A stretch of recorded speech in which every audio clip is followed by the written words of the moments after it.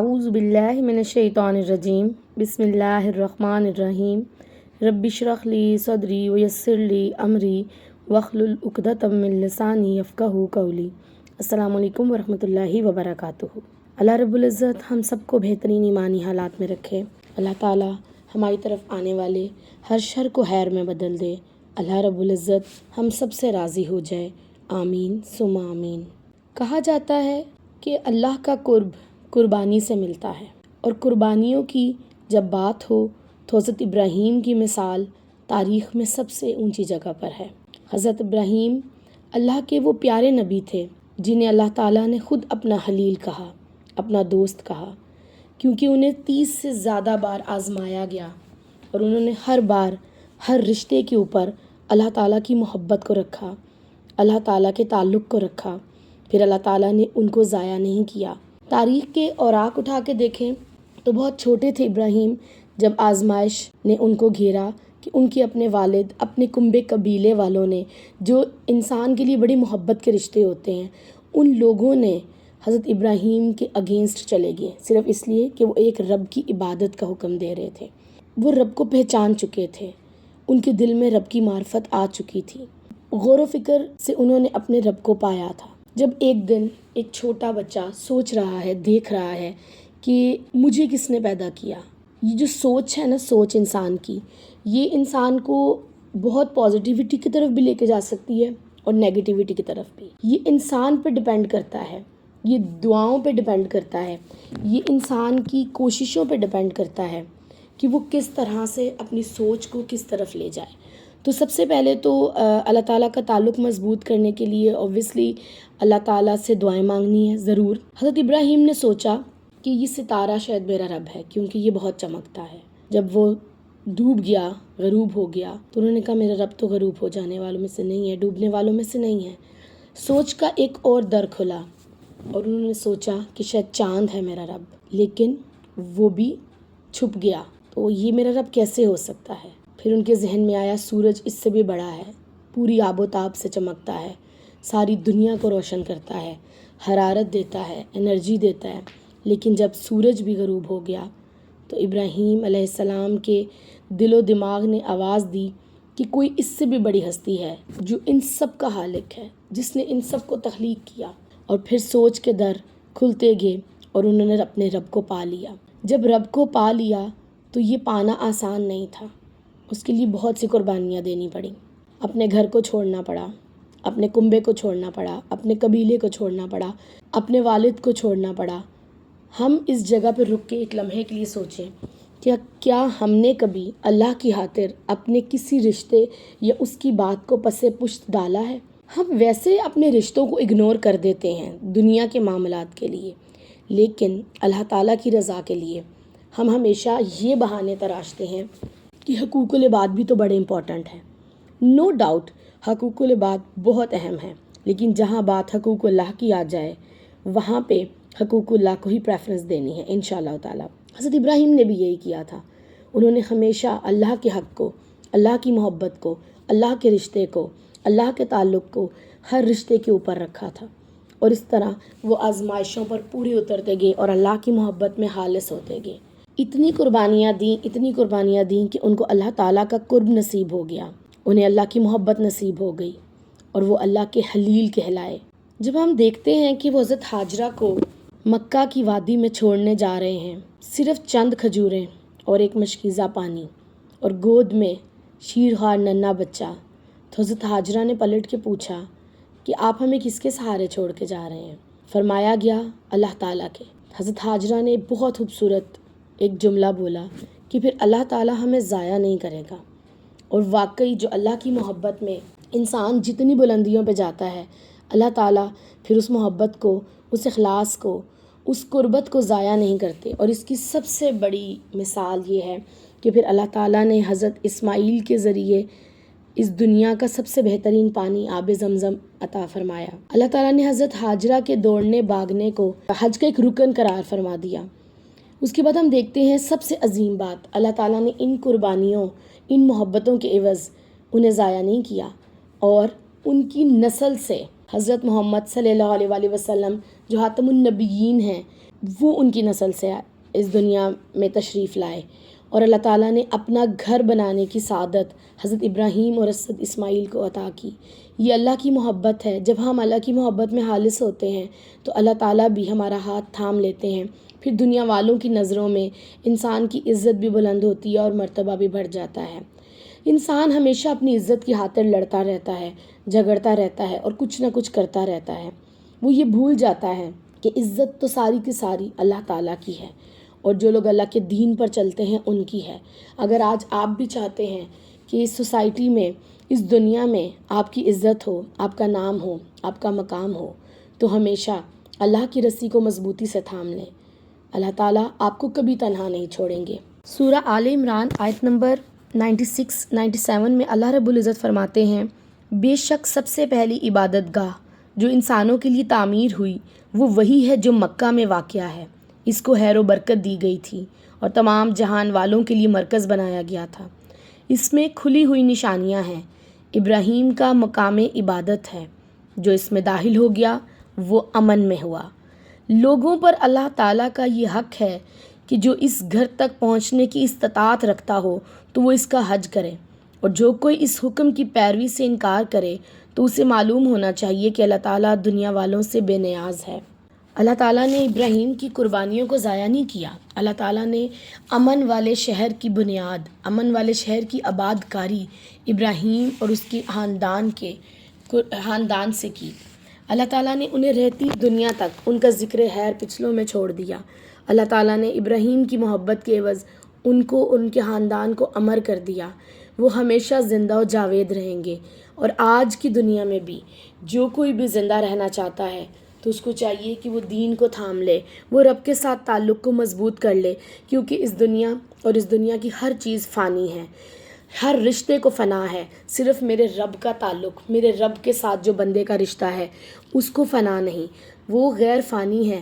تو کیوں نہ ہم ایسے ہستی کے ساتھ اپنا تعلق مضبوط کریں جس کو فنا نہیں، جس ہستی کی کبھی ہار نہیں، جو زندہ و جاوید ہے، جو حی القیوم ہے، اس کے ساتھ تعلق بنائیں جس کو کبھی زوال نہیں۔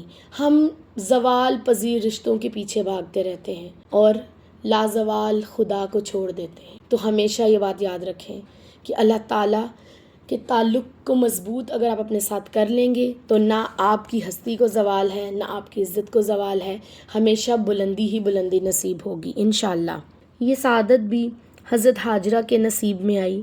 سورہ البقرہ میں جس کا تذکرہ ہے 158 نمبر آیت میں، یقیناً صفا اور مروہ اللہ تعالیٰ کی نشانیوں میں سے ہیں، لہٰذا جو شخص بیت اللہ کا حج یا عمرہ کرے اس کے لیے کوئی گناہ کی بات نہیں کہ وہ ان دونوں پہاڑیوں کے درمیان سعی کر لے، اور جو خوشی سے کوئی بھلائی کا کام کرے گا اللہ تعالیٰ کو اس کا علم ہے اور وہ اس کی قدر کرنے والا ہے۔ اس آیت سے ہمیں پتہ چلتا ہے کہ اللہ تعالیٰ ہی بہترین قدردان ہے۔ تو تعلق اللہ سے مضبوط کرنا ہے، اور جب ہم اللہ تعالیٰ کے لیے قربانی کریں گے تو وہ اس سے اللہ کا قرب بھی ہمیں حاصل ہوگا انشاءاللہ۔ اور جب ابراہیم علیہ السلام کو اللہ تعالیٰ نے اسماعیل جیسے بیٹے سے نوازا جو ایک حلیم اور بردبار تھا، آگے آزمائش کی آئی کہ جب وہ لڑکا بھاگ دوڑ کی عمر کو پہنچا تو ایک دن ابراہیم خواب میں دیکھتے ہیں کہ وہ اپنے بیٹے کو ذبح کر رہے ہیں، اور جب یہ تذکرہ انہوں نے اپنے بیٹے سے کیا، بیٹا بھی وہ جس کی پرورش حضرت حاجرہ جیسی ایمان سے بھرپور عورت نے کی ہو، وہ بیٹا رب کا بھی فرما بردار تھا اور اپنے باپ کا بھی۔ انہوں نے فرمایا کہ اے میرے ابا جان، جو حکم آپ کو دیا جاتا ہے آپ اس پر عمل کریں، آپ مجھے صبر کرنے والوں میں سے پائیں گے۔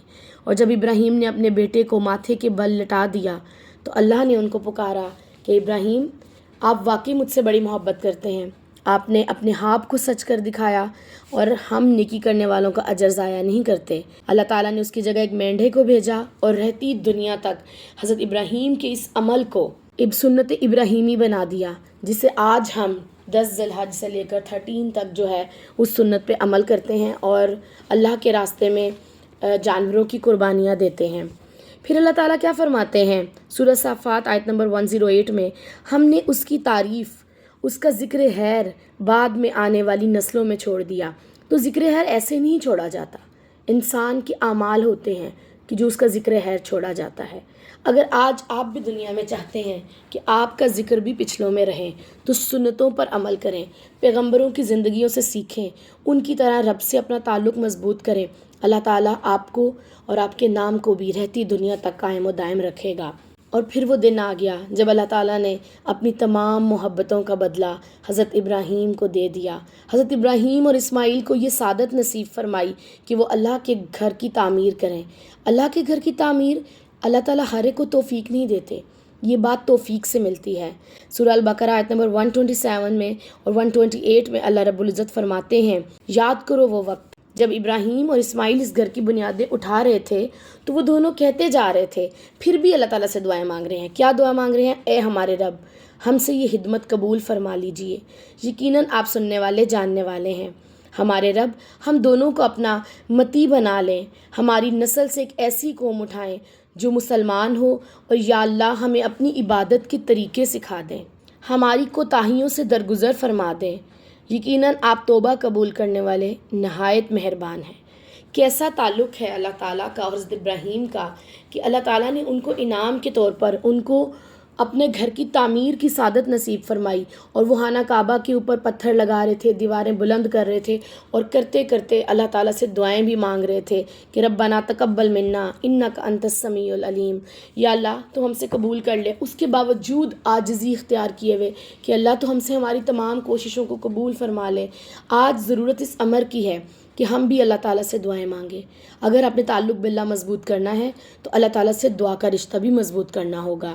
اسی طرح آیت نمبر 129 میں سورہ البقرہ کی اللہ رب العزت ابراہیم کے بارے میں بات کرتے ہوئے فرما رہے ہیں کہ حضرت ابراہیم نے کیا دعا مانگی تھی اللہ تعالیٰ سے، اے ہمارے رب، ان لوگوں میں خود انہی میں سے ایک رسول مابعوث فرما دینا جو انہیں تیری آیات پڑھ کر سنا دے، جو انہیں کتاب اور حکمت کی تعلیم دے دے، جو ان کے نفوس کو پاک کر دے، یقیناً آپ غالب ہیں، آپ حکمت والے ہیں۔ حضرت ابراہیم کی محبت اللہ تعالیٰ سے کتنی زیادہ تھی، اور یہ محبت، یہ درد ان کو امت کے لیے بھی تھا کہ جو چیز میں نے پالی ہے، جو قرب مجھے نصیب ہو گیا ہے، جو قربانی دے کر میں نے قرب پایا ہے، میں چاہتا ہوں کہ ہر انسان وہ قرب اس کو بھی نصیب ہو۔ آج جو لوگ دین کے لیے ایفرٹ کر رہے ہیں وہ اس درد کو بہتر سمجھ سکتے ہیں کہ جو چیز انہوں نے پالی ہے وہ چاہتے ہیں کہ جس طرح ہم نے اللہ کا تعلق پایا ہے باقی سب لوگ بھی اللہ کے تعلق میں اتنے ہی مضبوط ہو جائیں۔ اور یہ دعا اسی لحاظ سے تھی کہ آنے والی نسلوں میں ایک ایسا پیغمبر لے کے آنا جو انہیں کتاب و سنت کی حکمت کی تعلیم دے، جو ان کا تزکیہ نفس کرے۔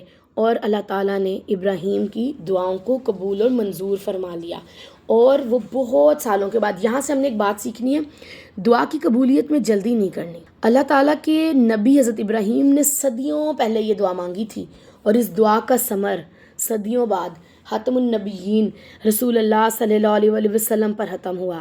انسان جلد باز ہو جاتا ہے، وہ سوچتا ہے کہ میں نے ابھی دعا مانگی ہے، ابھی میری دعا قبول کیوں نہیں ہوئی؟